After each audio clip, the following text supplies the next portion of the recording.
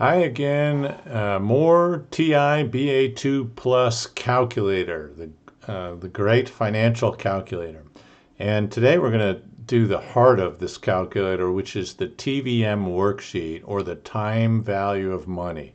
That's one of the great principles of financial mathematics, that money that you received at different times are actually worth different amounts to you. Okay, so where is the TVM worksheet? And there are 5 buttons on it. Let me turn my calculator on first. The N button you see right here, and if you keep going across, you'll see, so N is for number of time periods. I over Y is for interest rate per period, but it's usually said as per year. Doesn't have to be a year though. PV stands for present value, value of your asset today. Payments stands for a regular payment per period. And future value is the future value of your asset and your payments after the N periods are over. And so that's what it means, and it's kind of complicated. It's got a rather complicated expression. And in this unit, we're going to make it a little simpler. So first of all, the principle of the TVM is that we will enter in 4 of the 5 numbers, and then we'll use this compute button, CPT, to compute the 5th button to satisfy the right financial equation. Okay, so we'll give some examples of that in a second.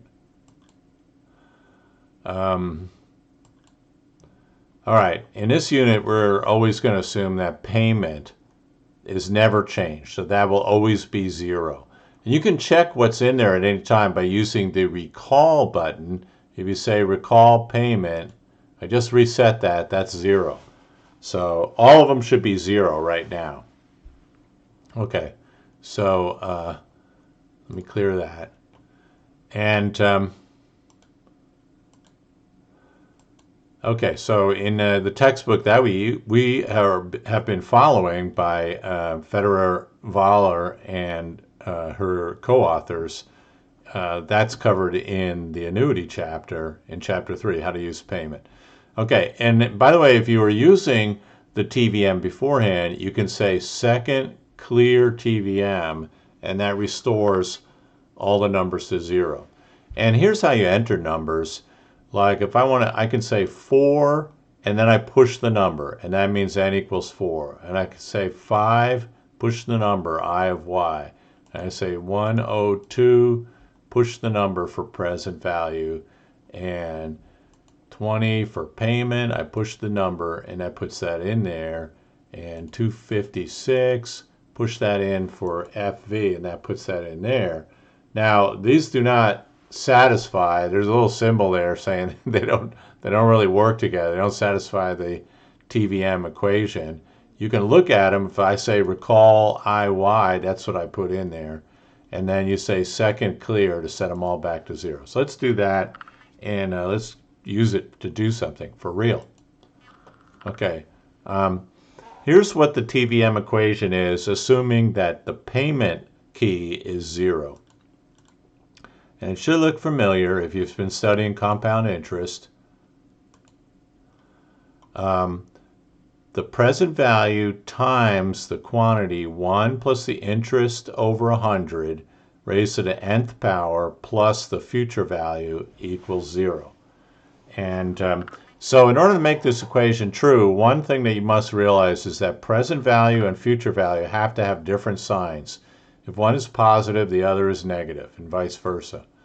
And the other thing, too, is that the I over Y is given as a percentage, because it's divided by 100. That'll give the real decimal value of the interest rate. Okay, now this equation can be rearranged in various ways. So here's 2 simple ways to rearrange it. You can rearrange it as an equation for the future value. It's minus the present value times that factor, 1 plus the interest over 100 raised to the nth power. Or you can write it as an equation for the present value by dividing present value equals minus the future value times the growth factor to the negative n power. But that's what this means. And now if you've been studying compound interest, you've seen formulas like that. So this can emulate any compound interest or discount equation. So by now you probably have seen these formulas, that the future value equal under annual effective interest I, the future value is equal to present value times 1 plus I to the n, where n is the number of periods. And if you turn that around, the present value is the future value times 1 plus I to the minus n. And if you're using a discount system, then the present value is equal to the future value times 1 minus the discount rate raised to the number of periods. Or if you divide by that, you get future value equals present value times 1 minus d to the minus n. So this will work with any of these. The one thing you have to do is if you're using discount, you have to remember that you have to enter in I over y a negative number. Okay. So, and in fact, it turns out that the TVM works fine if you choose n to be negative or the interest rate, I over y, to be negative. It'll work fine. And that allows you to solve all these equations using the TVM. Okay. All right, so suppose 12,000 is invested at 5% annual effective interest. What is the balance in 6.5 years? And this is a future value problem. So the way you enter it is, and you can think about it based on what we just were talking about, but I'm going to tell you the buttons right now. We're going to put in 12,000. Now, because of that minus sign thing, I want the future value to be a positive number. So I'm going to enter, I'm going to change the sign on that. That's what the plus minus key does. And then I'm going to push present value. So the present value is equal to minus 12,000. And now I'm going to put 5 in for I over y because it's 5%. So that goes in as the percent. And now I'm going to put 6.5 as the number of years. Or a year is one period at that percentage. So you see annual effective interest rate. Annual is 1 year. And all I have to do now is compute the future value. So if we do that, we get 16,478.27. And is that what I got before? Yeah, thank goodness. All right, so that's our future value of 12,000 under those conditions. Let's do a variation of that. Suppose 12,000 is invested at 5% annual effective discount. Okay, so that means it's a discount system, and it's still 12,000 present value, but we're going to do it differently. We're going to, let's go back and look a little bit at the equation. So 5% has to go in negative.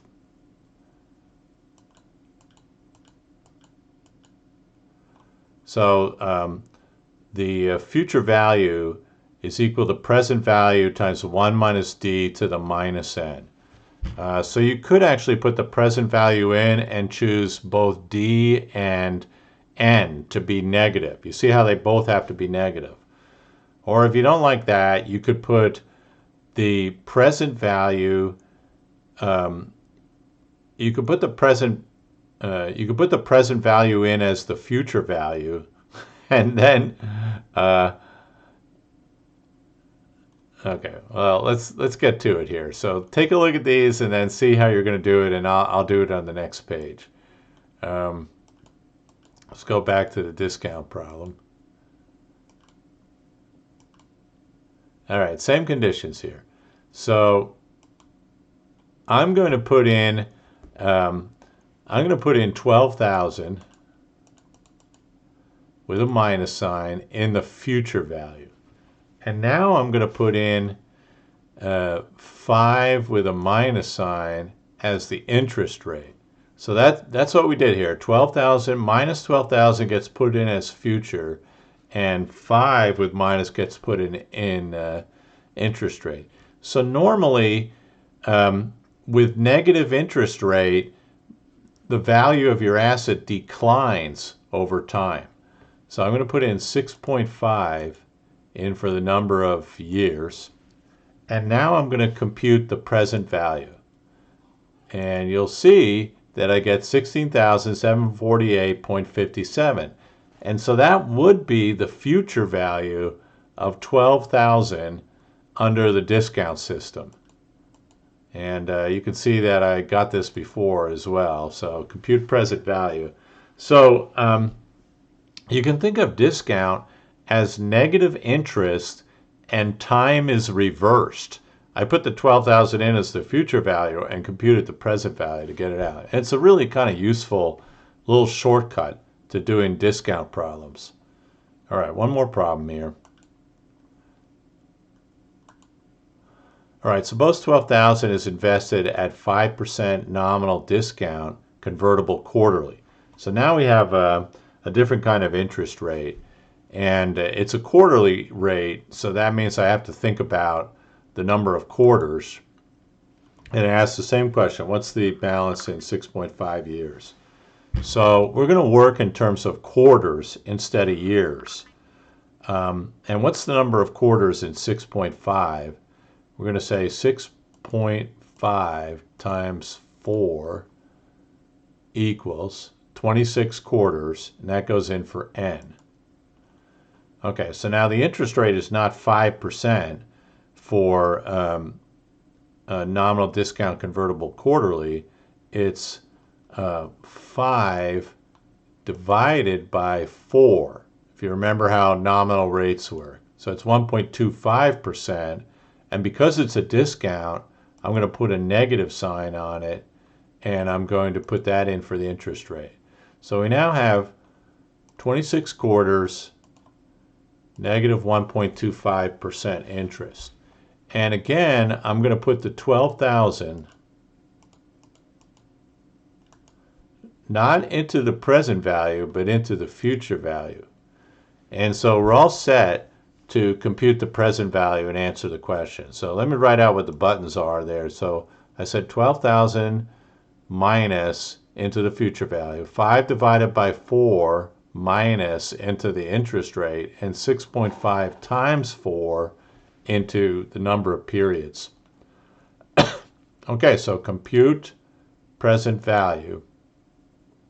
And there it is, 16,642. So a nominal discount convertible quarterly gave me a slightly different answer than the others. And that is what I got before. And it's covered up by the little window here, sorry. But anyway, that is how it worked out before. Okay, let's do a couple more problems here. Let's see how far we are. Okay, so here's a problem from the textbook about a bracketed account. An investment fund pays interest. It's kind of a hard problem. It pays interest, 2% interest if the balance is less than 2,000, 3% if the balance is between 2,000 and 3,000, and 4% if the balance is greater than or equal to 3,000. If we invest $1,800 today, what is the balance in 20 years? So let me clear the TVM because I'm going to use that to do this. We did this by algebra in our regular class videos. And the first thing we're going to do is figure out how long it takes for 1,800 to grow to 2,000. So 1,800 is in the 2% bracket. And so I'm going to enter 1,800 minus goes in for present value, and 2 goes in for the interest rate, and 2,000 goes in for the future value. So everything is stipulated except for n. And if I say compute n, there it is, 5.32 periods or years, if you want to call that, is the amount of time necessary for 1800 to grow to 2000 under 2% interest. And I actually am going to store that number. I'm going to store it in memory 1. So you see I said store 1. So let me write that down.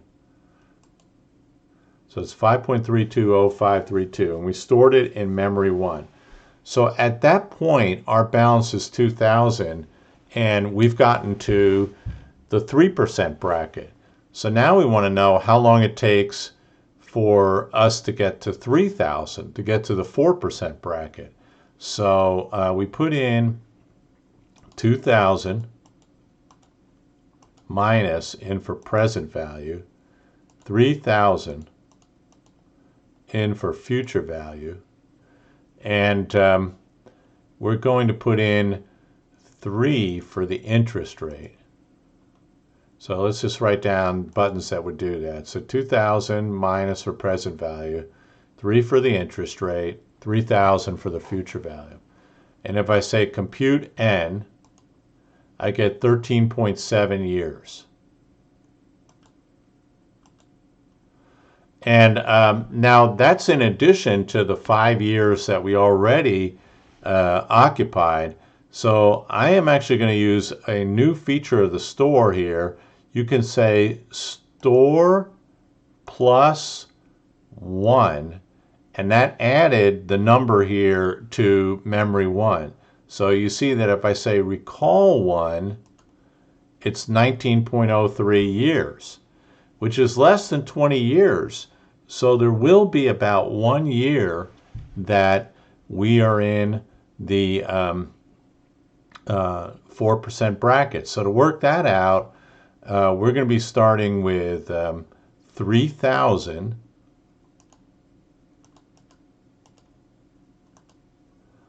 we're going to put that in the present value, and the new interest rate is 4%, so I'm going to put 4 in for the interest rate.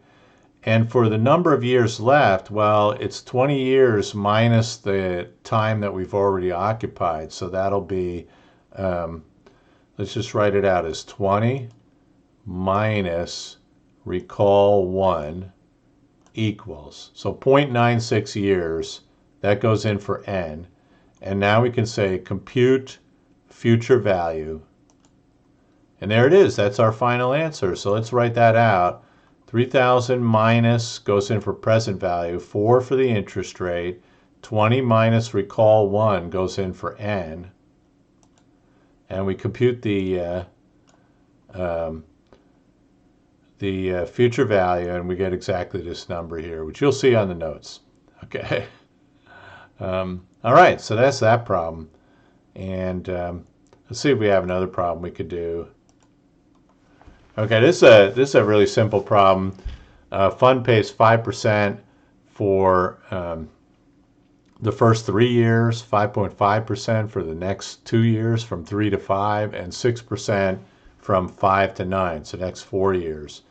So we actually know how to write out a formula for that. It's pretty easy. We're going to invest 8,000 at time 0. What's the balance? And the formula is 8,000 times 1.05 cubed plus, times 1.055 squared times 1.06 to the fourth. And you can do that with algebra, no problem. But we're going to use the TVM to do it. And believe it or not, you do actually save a few buttons to use the TVM. So first thing, we're going to do this in phases here. So we're going to first clear the TVM because we were just working on it, and clear that screen. I'm going to put 8,000 minus, that goes in for present value. And then we're going to do the 5% for 3 years. So 5 or 3 is n, 5 is the interest rate, and then compute the future value. Turns out to be $9,261. Okay, so now we're going to do the next one, 5.5% for 2 years. So first of all, I'm going to transfer this to the present value. So I'm going to say plus minus and hit present value. So you saw how we did that. We transferred future value to present value. And now it's 2 more years. And the interest rate is 5.5%. And now I can compute future value. And that gets me to the next phase. So these are the buttons here, and we get to 10,307.72 cents. And so I'm going to transfer that to the future value, or present value. So I said minus, put that in present value. And the last stage, you can see it's 6% for 4 more years. So we're going to have 4 years, 6%, and compute future value. And there's my answer. So you can see that that's how it turned out to be, 13,013.26. So that's a really easy way to use the TVM to do this kind of calculation. All right, let's see if I have one more problem here.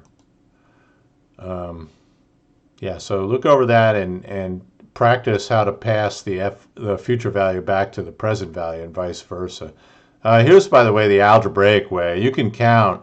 I did it using the store button and the y to the x button, but writing out all these decimal numbers takes some time. So it's actually about 6 buttons more than the way that we just did it. Okay. Certificate of deposit purchased for $9,000 is redeemed after 3 years for $12,000. What is the annual effective interest? So that's the cool thing about the TVM is you can solve for any of the variables. So let me clear it and then put that in there. Clear that.